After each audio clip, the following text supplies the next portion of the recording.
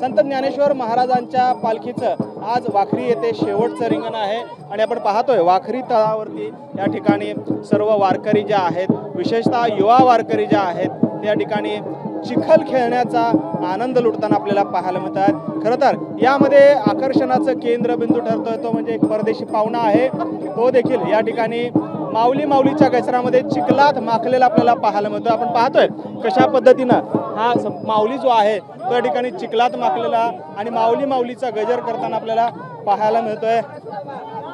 पाहतोय खरं तर चिखलाचा खेळ जो आहे तो या ठिकाणी सुरू आहे आणि ज्या ठिकाणी गोल रिंगण सोहळा पार पडणार आहे त्याच ठिकाणी हे सोहळा जो आहे तो या ठिकाणी पार पडतोय। आपण पाहतोय jack Where from you? What is the feeling? Where from you?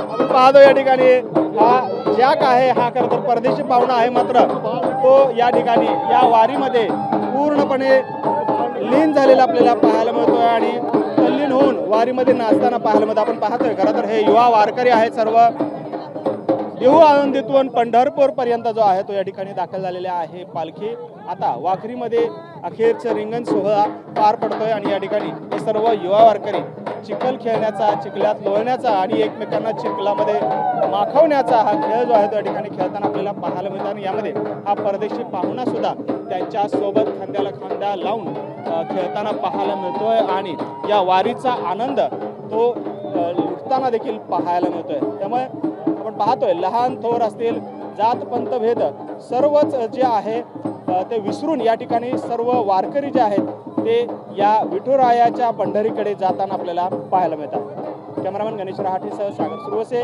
Tune in Marathi, Wakhari, Pandharpur.